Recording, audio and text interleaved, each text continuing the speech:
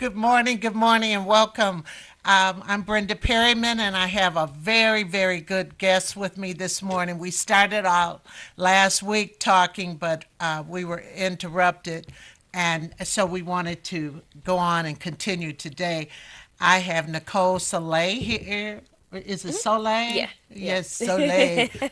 And Soleil. she wrote the book Fade into Out of Sadness, Fade Out of Sadness, which talks about depression. Depression, a lot of people don't equate it with a lot of young people, but they get depressed. I know when Absolutely. I was young, I used to get down, and but the thing is, I didn't stay down. Hmm.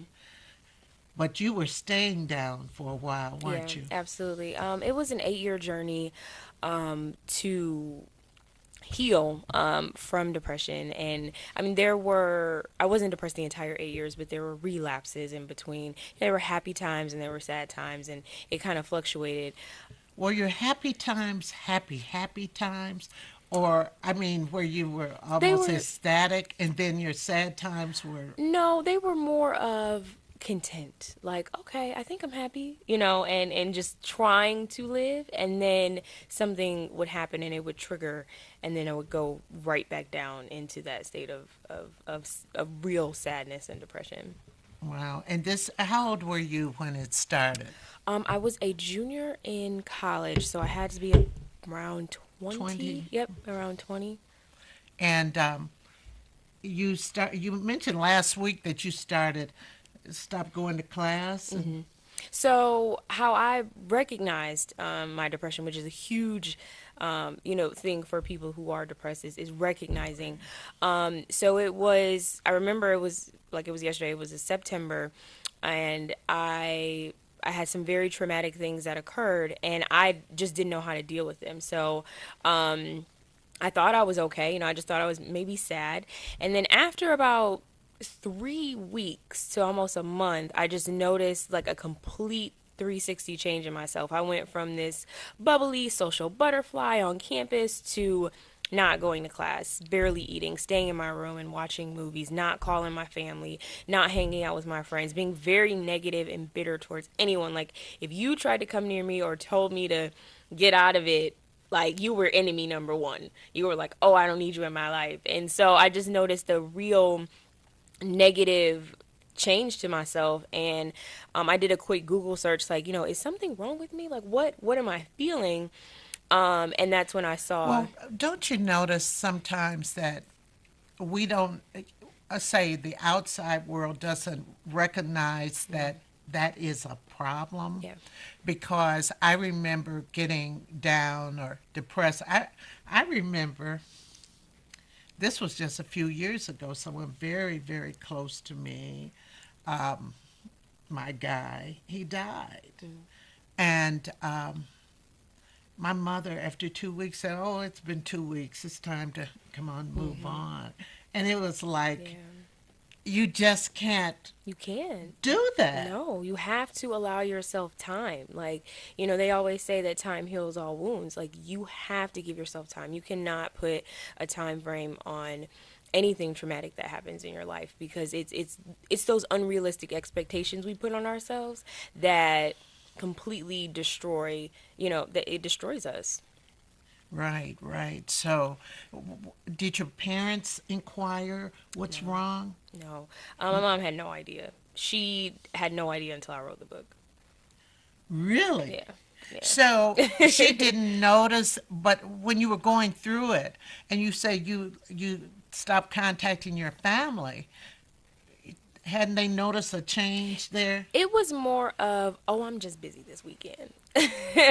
I went Oh, out of state to school. So, when I would call my grandmother or call my mom, I mean, I just wasn't happy. And they would ask, I'm like, oh, it's just classes. I'm just busy. I'll call you back. And it just, they got in the habit, because I was always so busy on campus, was always doing something. So right, they were used to me, not taking their phone calls or saying, "Hey, let right, me call you right right, back." right. And it was, I was involved in everything. So it wasn't really anything that they could have picked up on unless they were there seeing me every day. I don't know why the Facebook Live isn't turning around, but we'll just keep it going. So they were kind of used to it. So they Yeah, didn't inquire. But right. your friends weren't used to it. Yeah, my it was and then again too you have to think about, when you're that age, you're not thinking about someone that could possibly be depressed. You're thinking about, oh, she acting funny, or Yeah, yeah, that's true. or she don't want to hang out with us anymore. And so those things, played a lot into just kind of just cutting everyone off. And then you're embarrassed to talk about it. You're embarrassed to say, hey, I'm really really sad right now, or I'm just not feeling like myself. And the reactions are, oh, get over it, girl, you'll be all right. And that doesn't help you at all. So there are things that I actually talk about on my blog, about things that I feel like, people should say to others who they may notice that are sad. You don't say, oh, just get over it, or oh, just pray about it, or everything's going to be okay. You have to take yourself out of the equation and say, you know what, if I was in that state, what would I want someone to say to me? Like, is it, hey girl, let's go get brunch, or let's go get lunch, let me take you out, or just coming over and sitting and watching a movie and not talking about the fact that I'm acting different. Right, absolutely. But then you don't want, people will notice. They love you and they will notice, well, maybe she's just down right now. I Yeah. know um, one of my outlets was poetry and writing. Mm-hmm. And I noticed you said in your book journaling Yeah. was very good for you. Yeah. I looked up way after I seeked the counselor at college. I started to look up ways to really kind of make myself a little happy. And even when I felt like, more down, it's like, what can I do right now that is going to alleviate, some of the weight that's bearing on my shoulders. And journaling was absolutely number one, between journaling and writing. It really really helped because I was able to make sense of how I felt, even if sometimes when you have one thought, that one thought can just sink you so low and you just Right. get to crying. And by journaling I was able to write down how I felt and then say, oh, it's not that bad. Or Yeah, and then sometimes you can go back to your journal mhm. and say, "How did I get out of this?" Yeah. Mhm. I look at this one little this short poem, but it starts off, "I suffer in silence Mm. and never whisper my pain. My Nice. smile is a facade that hides a heart blemished by tears." Mm. I mean, Yeah. and I look at that and I say, God, I was really down that Mm. day, and sometimes you can't reach. I said, I must have really been down. Yeah. But I like the fact that you were talking about writing it down. A Yeah. lot of people don't think to Yeah, do that. it helped. I mean, I really understood how I felt at every moment, and I would be honest. You got to I would be be. honest. That's You the thing. got People, to yeah, be. people think that if you journal, you don't have to be honest, but it's like, hey, this is you. This is yourself. Like, Right. no one else is gonna read this unless you say, here, you want to read my journal. Like, no one else is gonna read that. You have to be honest with yourself because that is a process of your healing. Is recognizing how you really feel. Yeah, yeah, yeah. And there's a difference between sadness and depression. Yeah. And you talk about that. Let's talk about that a little. Yeah, so sadness is something that can occur, a few days or maybe a week, maybe. I mean, there are multiple examples of sadness, but it's nothing that really gets you down for a long time.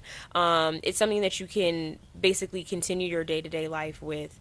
However, depression is that prolonged state of sadness that ends in hopelessness and unworthiness and just a really lower level of emotion of darkness. And they actually, the professionals detect depression 2 weeks after some traumatic event, or if you've been down for more than 2 weeks, then they'll likely want to see you. A therapist will likely want to see you and talk about what has happened in your life.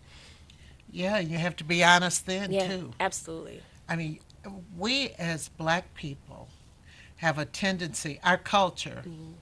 and it's better now, but to ignore Yeah. depression, ignore mental Mm-hmm. illness. And I think we're kind of getting better. But for times they put a person who was suffering mental illness, they say, oh, they put them in another room or Hmm. something, not to confront that. Yeah, absolutely. And it's really sad when you think about it. However, I think that within the last few years there have been huge strides to raise awareness for mental health, whether it's depression or whether it's Right. chronic depression. Just that whole realm of mental health has been just, I mean, it's really been blowing up. Now, were you considered chronically depressed? No, it was a tad bit severe, just because I had a reoccurring depression, which is if there was a trigger, I would just fall right down, and that occurred Yeah. 3 times over the span of 8 years. I never got to the point where I wasn't fully able to function. I hit it very, very well. So I would still go to work. I could still be around my friends, but I wasn't that bubbly girl anymore. It was almost as if I just wore like a You cloak. had a tendency to isolate yourself. Absolutely. I was, yeah, I lost some friends that I've regained again. I'm like, hey, look, I was going through something. But I isolated myself 100%. I barely went out. I was young, and you would think, I would go out, I would go drinking with my friends, hanging out. I would be like, no, I'm busy. And the busy was trying not to cry, trying to get out of the bed, trying to make myself Right, eat. It right, wasn't I wasn't doing anything, but to right. me, being busy was trying to get myself together. Yeah. Trying to get yourself together, but wasn't there some solace in laying in that bed? Yeah, There yeah, was. I mean, really, just yeah, laying in that bed, yeah. trying to figure it out. And then when Mhm. you didn't figure it out, sleeping was, Oh. oh, sleeping. Mhm. Yeah. Yeah, sleeping was, I mean, I'm a known napper, but but during that time, I mean, I would midday, I was sleeping. It was my escape between sleeping and movies because I love movies, I love books, and I would watch movies, and some I would watch over and over again. Like The Secret Life of Bees was one of the movies that I Really? watched because it was so upbeat and it was so emotional, and I felt myself in some of those characters. And I could watch the movie over and over again because every single time I felt, who they were, and I was like, oh, I would love to be like them. And as soon as the credits rolled, I was back in reality, crying and just not, coming back to who I was. Like I Right. wasn't, I was in the Back to character, the right? real world. Right. And so I would just keep myself busy, honestly, by just watching movie after movie after movie. And that was my escape between movies and sleeping. That was my escape. You know, movies is such a great escape. It, Yeah. it really, really is. And were you mainly watching older movies? I mean, okay, Secret Life of Bees, that Mhm. was out when you were back Yeah. in. And were they mainly that type of film, or was it different types of films? I'm just Sometimes, yeah, curious. sometimes it was different. Sometimes it was action films. Sometimes they were emotional. I actually stayed away from like really like sobby like romance Okay, I or was I stayed wondering away if from I those. was wondering if you Yeah, did that yeah. because that to me sends you back Oh, down absolutely. even lower. Yeah, You and know. action films definitely were, they kept you upbeat. They kept you busy. Suspense and thriller were my favorite, Right. because they just kept your mind thinking, and you could, even though Secret Life of Bees was emotional, the other movies that I watched were very, thriller and action packed, and so it keeps you engaged, and you get lost, and you're not really feeling anything, Right. and that was very helpful. Wow, that was good. And therapy. Let's talk about that. I think therapy can be very good. Yeah. A lot of people, especially men, kind of want to stay away from it because to me, it says they're vulnerable. What do you think about therapy? I encourage it. I love it. For me, excuse me, for me, therapy helped me figure it out. And there are different ways of therapy too. There are therapists that, go through a checklist and make sure that, you're meeting certain requirements. And then there are others that just sit back and let you talk. And they may ask you certain things, and they just basically for me, I had a therapist that just sat and let me talk. So even while I was talking to her and I was telling her how I was feeling, I was figuring out what I was going through and how I could help myself become better. I think people sometimes have the notion that when you go see a therapist, the therapist is going to heal you or tell you No, exactly what you need no. to do. And really, the work is on you. And that's why I loved it so much, because there were days where I left therapy and I was motivated and I was ready to just take on the world. And then there were other days where I left a lot sadder than I was coming in. And it was having those unrealistic expectations going in. And not seeing that progress from week to week. So, So, didn't you discover some things about yourself as you were talking? You know, yeah, yeah, I discovered strength. I actually did something that was very, very helpful for me. Was I come from a really big family, and I was having just a few issues with relating to some of my family members, or really kind of feeling that love, because I come from a hard loving family.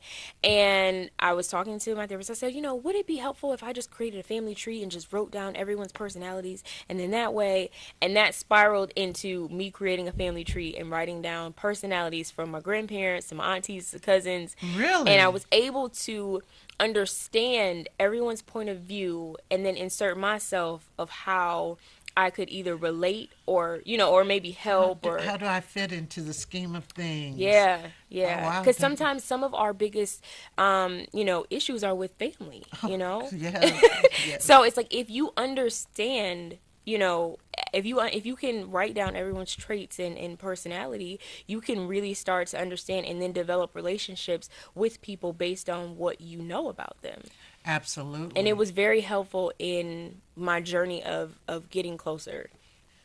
So, what did your parents say when they read this? My mom, she cried. She cried and she said, "Why didn't you tell me? I had no idea I could have helped you." And then I actually learned that my mom had her own battle with depression and anxiety. And so her and I really got closer Bonded more? after. Yeah, and Yeah, it's, we don't think we could go to our parents. We don't, they have such a high expectation for you sometimes that you don't think that you could be human. You don't think that you could go and say, "Hey, I I have a." think sometimes in life too, they don't allow you, or they kind of minimize Hmm. what's going on with you. Absolutely, absolutely. And it's like you say, gosh, I can't turn here. Hmm. Where am I going to Yeah, turn? yeah, yeah. And that's, you have to figure that part out. Where do you turn? Who do you turn to? My friends were my everything. I ended up telling one of my friends, we went to separate colleges. She was here in Michigan, and I told her what was going on, and she was like, "Oh my gosh." Like, "I'm here for you, call me." And she was the one that was always, it was never like, "Hey, just checking in." It was these random messages of, "You're a great friend. I love you so much. I hope you have a great day."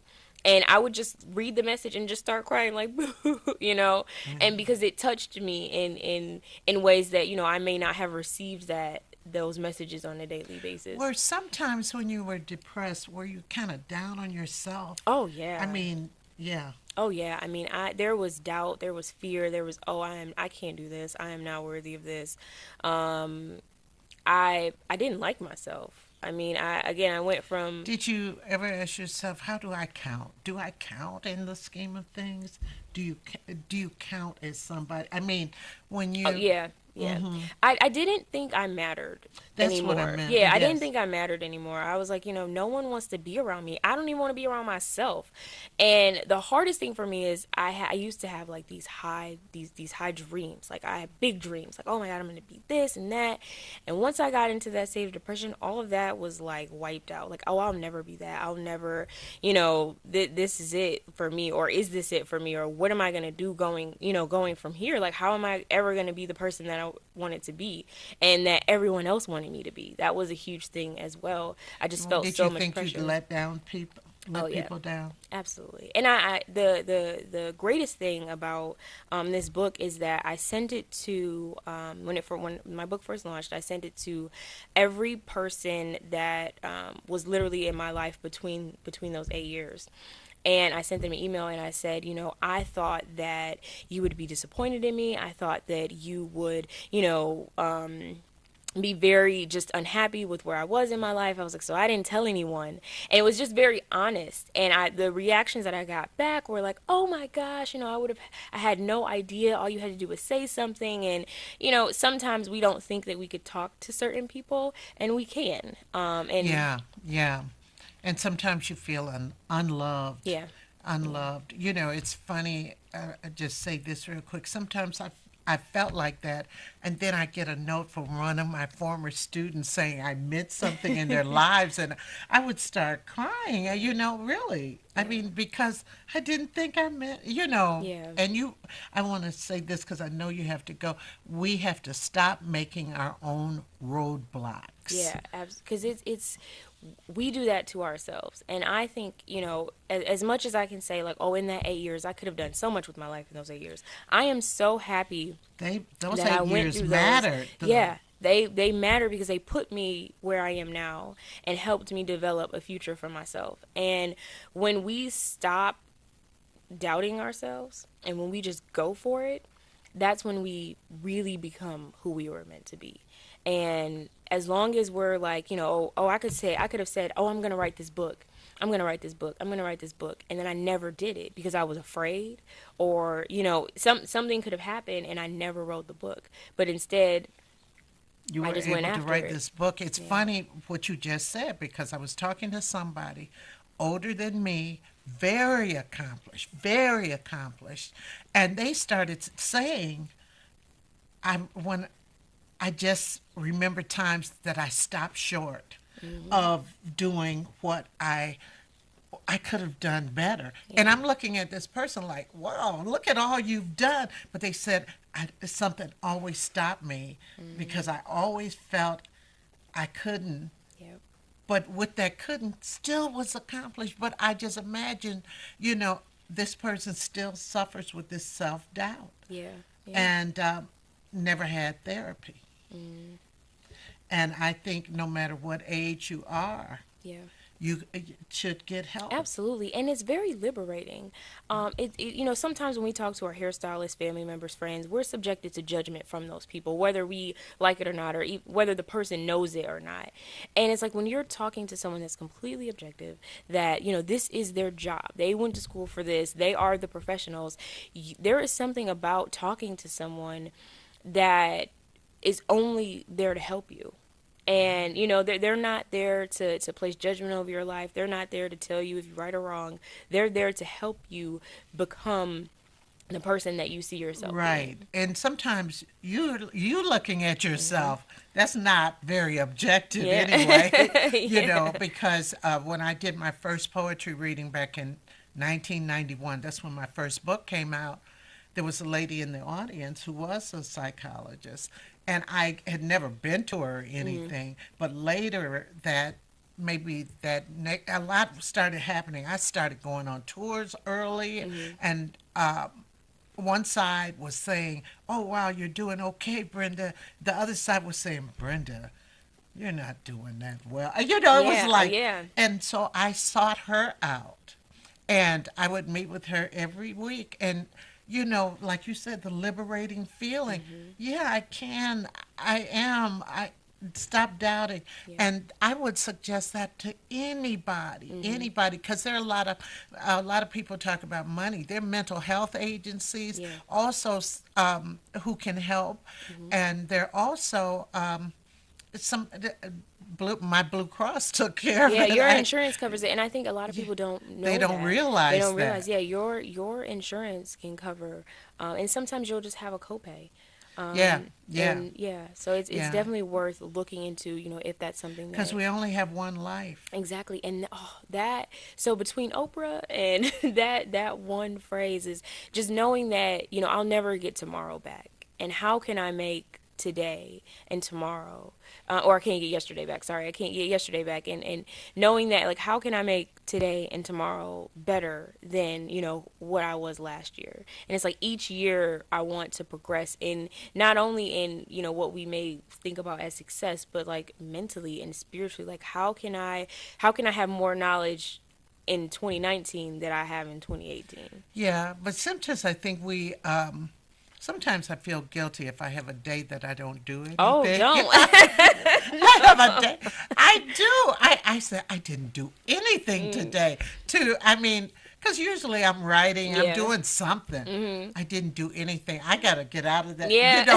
Don't feel guilty because you No, chilled, yeah. That's part of self-care. That is absolutely part of self-care. I mean, sometimes, you don't drink some lemonade on the porch or drink some hot Yeah, cocoa well, by the fire. Like, you're 29, right? yeah, I will be. Oh, 28. Yeah. Oh, she's 28. And I sit up and I look at my age and I say, God, because I had written, I think it's a crime the way I'm chasing time. And sometimes I chase time. I said, I have more years behind me than I have in front of me. I got to do this and I got to do that and so forth. But yeah, you're right. Don't feel guilty for chilling out. Yeah, no, I learned that from my grandfather. I was young, maybe, 6, 7 years old. And, I always wanted to just get out and play. And sometimes he would say, sit right next to me. And we would eat watermelon on the porch. Or we would go in the garden and he would just, have me water in the garden, for 20, 30 minutes. And that was just a very relaxing, time with him. And he would always just speak some type of wisdom to me, as a young child. I didn't understand then, but I understand now. And it were those precious moments of not really doing anything, but really doing something, really enjoying the beauty of the earth, really enjoying the time that you're spending with your family. Absolutely. So that's where I, Absolutely. I really adapt to that lifestyle, because I do that now. If I'm at home and I'm not really doing anything, I'm like, oh, this is a blessing. This is great. I don't feel like I'm on the go. Yeah, I've been taking time out. Let me watch this show that I DVR'd. Yeah. Just the little things. I said, stop. Yeah. Just chill and sit Hmm. on the chair or in the family room or something and just do that. Yeah, because sometimes burnout, you can get burned out, and that can cause, You're telling me. yeah, that Yeah. can really, that can also escalate sadness and depression as well. If you don't, you wake up one day and you realize that you haven't had time for yourself in 20 years. Well, sometimes our mind tells us we could do more than we actually can do. Yeah. And we're trying to do it, and then we don't want to let our mind down, Yeah. because our mind said, I could do this. There's so much to mental health. Yeah, It, absolutely, it's so much. absolutely. You can't do it. Well, how can people get your book? It's available on Amazon.com. You type in Fade. Fade Out of Sadness? Yep, Fade Out of Sadness. I'm also on Instagram and Facebook as well, and Twitter. As Nicole Soleil. Yep, Soule. LE. And like I said, it's available on Amazon. You can get it in paperback or Kindle, and I'm very excited. I'm very proud. I'm very happy. That I was able to do this. I didn't think. Leading up until I actually made a launch date. I didn't know I could do it. I didn't know how people. I literally. It came out 5 months after I finished it, because I was so scared. I was like, I don't know if people are gonna like this. People are gonna be calling me like, oh my God, like, I don't want to do it. I don't want to do it. And it took me 5 months to say, you know what? This is, for a reason, and I'm gonna Yes. put this out. And it definitely made me feel as though I was giving back to some. Well, I want to tell you what I like about the book. It's such a good read, everybody, because it's like you're really bearing witness to what she's going through, and you feel it because you feel the honesty Yeah.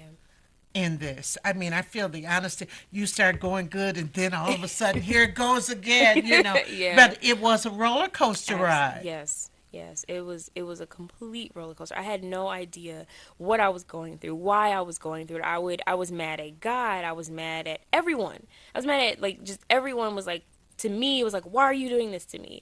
And one of the things I talk about in the book is social media, because Oh, social media yes. is so huge right now, and especially in Where in my you were saying, generation. how many likes did I get? How many? Yeah, Why does yeah. that count? So I I talk mean, the chapter 2 is called No Likes Today, because sometimes, when we're not happy with where we are in life, we'll go on social media and we see everyone's living a great life. People only really highlight the good moments, on their social media pages. well, some So people some do. people. TMI. Yeah. Yeah, and so it's like, you're, say for example, you're sad about something and you're seeing all people on vacation, people in relationships, people just living their best life.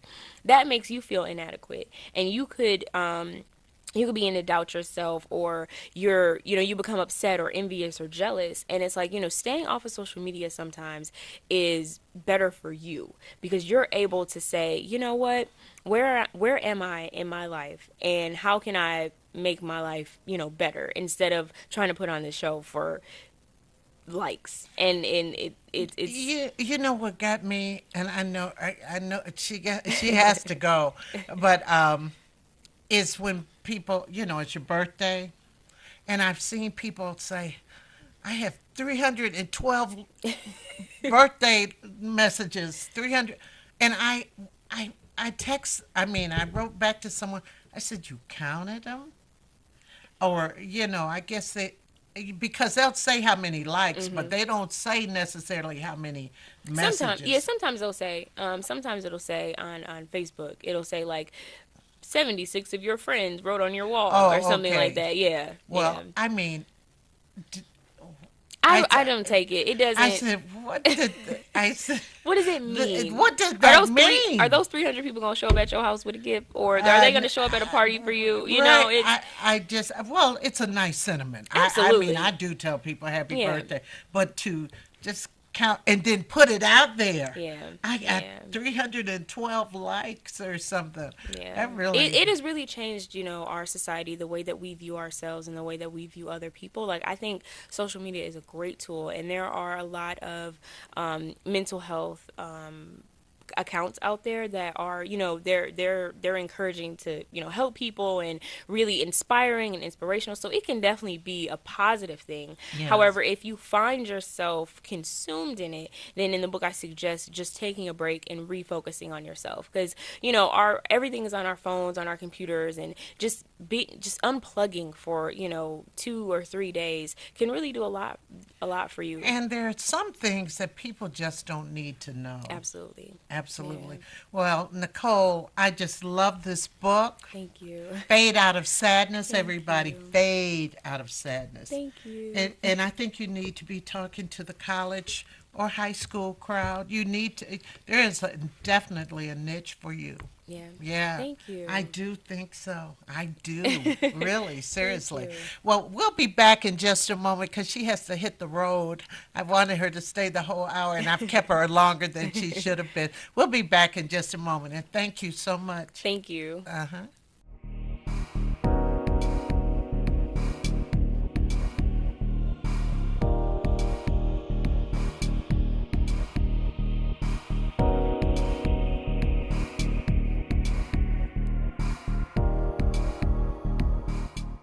Well, that was interesting. I'm glad Nicole came and was talking about depression. We can talk about that till times get better. And it's funny because I've had some men talk to me about it, and they want to come on the show and actually talk about it. But a lot of the talk this week, oh, I want to make this announcement too. Tonight at Martin Luther King Senior High School at 3200 East Lafayette. They're having the Not Taking Detroit for Granted. Um, it's a gubernatorial town hall on poverty, and you have to go to an Eventbrite. And I think they released 50 or 60 more tickets last night because people want to get in there.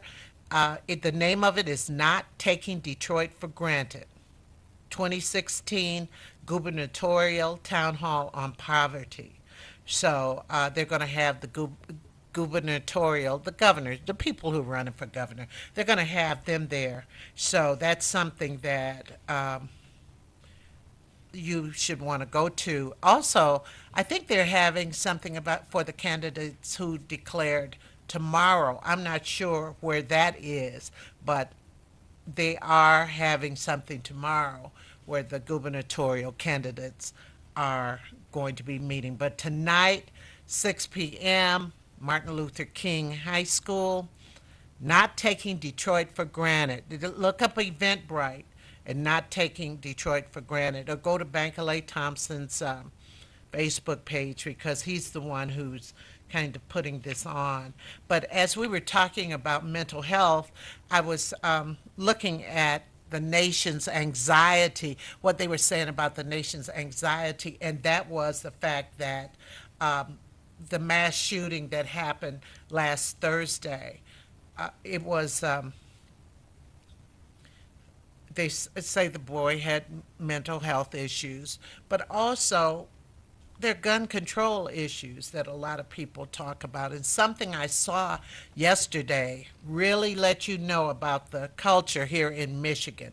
And part of that culture is the fact that um, after the school shooting, South Lyon, you know, there's a city called South Lyon here in Michigan. They have a boosters club, the South Lyon High School Boosters Club, the football team. And they were having this raffle, fundraising dinner and raffle. And one of the prizes is an AR-15 rifle. That's that automatic rifle, the same kind that that shooter used, the same kind as the shooter in Las Vegas used. Now, this is a school, and they're raffling off that type of rifle. But the football coach said, in light of the shootings in Florida, I don't think we ought to do that. Isn't that isn't that kind of crazy? I was just surprised that well, I've done a lot of fundraisers and raffles, you know, having taught as long as I did. Never even thought about raffling off a gun. Wow. And he said they've done this every year. Last year they did it.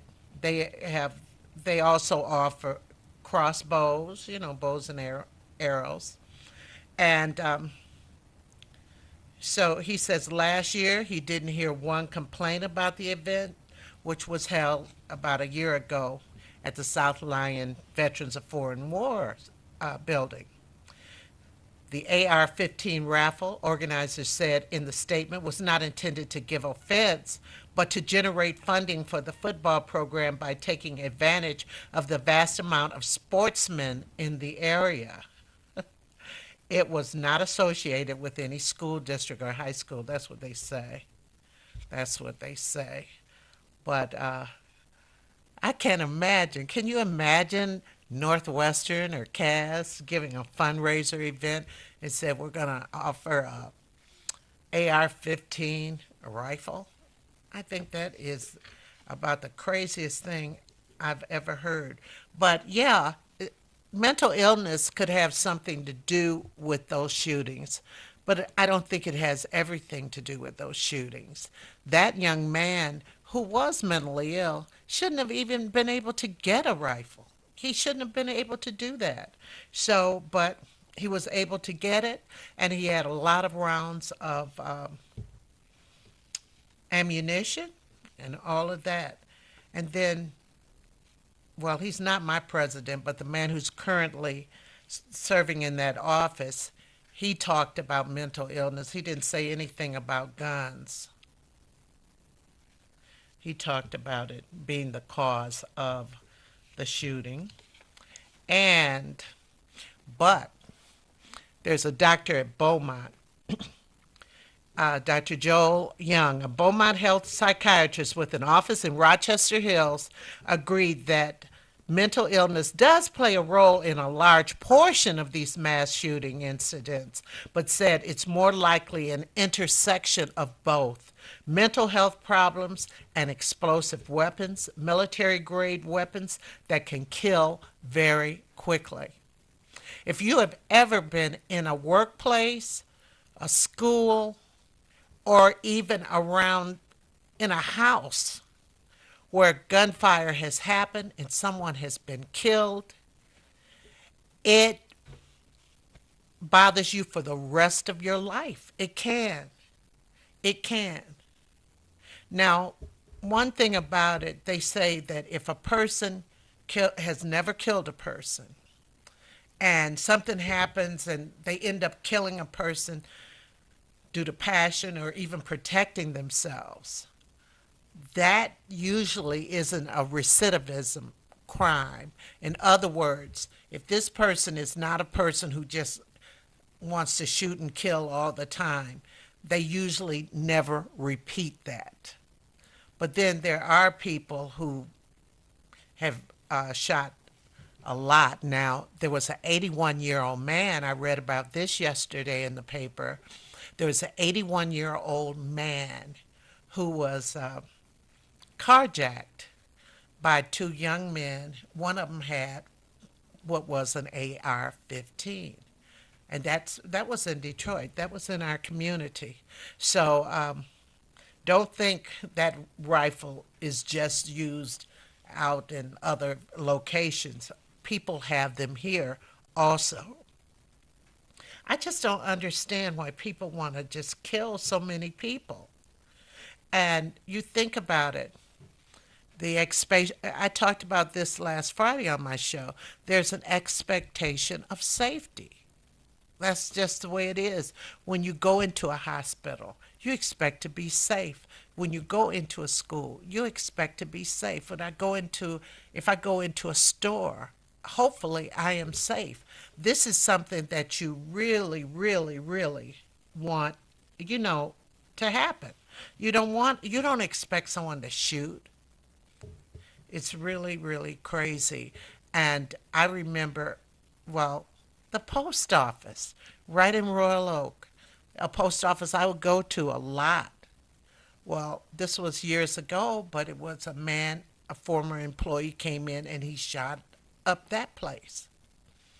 And that's where people get the term going postal from, because they would always say post office people, they start going postal. But just in the last month, there were several workplace shootings right here in Michigan. I don't know. I think about that. If you're going in, do you think you really get away with that? And some people, they go in places, they end up killing people, and then they kill themselves. Well, I say cut out the middleman and just take care of yourself. So, also, another thing that bothered me, and it's probably been talked about, is that new food stamp program that Trump wants to do real quick. He wants you to get boxes of food. They propose cutting the food stamps, formerly known as Supplemental Nutrition Assistance Program, or SNAP, by $17 billion next year, 2019, and more than 213 billion over the next decade. In an effort to cut those costs, the Office of Management and Budget Director Mick Mulvaney, I cannot stand that little smug man. He's about that tall. He called it America's Harvest Box, where you would receive, for recipients who are receiving more than $90 in monthly, that would be cut in half, and the government would provide non perishable food items. All of this is the consequences of not voting, by the way. This is the consequences of not voting, getting a crazy president in. Um, this They say here these cuts would leave vulnerable families here in Wayne County and Metro Detroit who are working hard to achieve economic mobility without the critical assistance they need to to not fall further into poverty. This would be horrible. Well, you know, I'm thinking it may not pass, but you don't know. Just the fact that they put this on the table was a really, really bad thing. I want everybody, as they say, stay woke, pay attention, and get out and vote. And this year we have the midterm elections. We have to get out and vote. It's 8 o'clock. It's time for me to go. But thank you for joining me this morning. See you Friday at 9.